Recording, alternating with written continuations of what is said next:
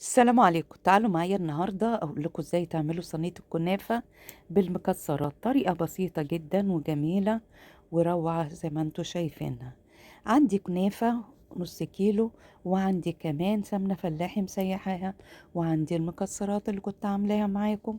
يلا بينا نحط السمنة فوق فوق الكنافة ونقلبها تقليب كويس.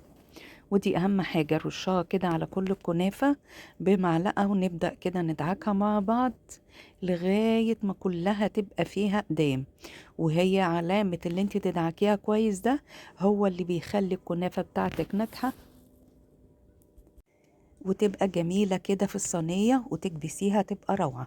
خلاص كده احنا جبنا النص اللي احنا كنا قاسمينه ووزعناه داخل الصينية.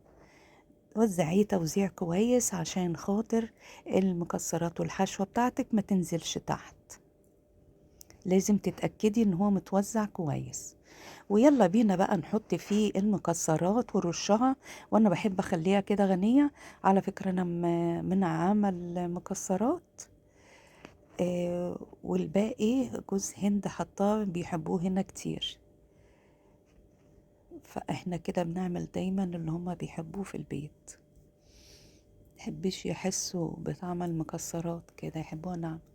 يلا بينا كده نحط بقى ايه الوش التاني من الكنافة، وتبدأي تكبسي فيها. والكبس ده هو نجاح الكنافة بتاعتك. تفضلي تكبسي فيها داير ما يدور لغاية ما تكبسيها كبسة كويسة. الكبس ده هو اللي هيخلي صينيتك روعة جدا بعد ما تسويها وتطلع عندك رهيب. هنحطها في الفرن تلت ساعة وتطلع عندك بالشكل الرهيب اللي انتوا شايفينه ده. نجيب بقى العسل وهي سخنة ونحط عليها العسل بارد، وتبدأي بقى ايه توزعيه في كل اتجاه. وزعناها كده زي ما انتوا شايفين. بسم الله ما شاء الله تبارك الله، جميلة جدا. كترنا العسل فيها كده. وبعد كده برضو هنقلبها على الناحية التانية. خليكم معانا، احنا كده حطينا العسل كله. يلا بينا بقى نشوف الشكل الرهيب ده. زوقناها واهي معاكم رهيبة.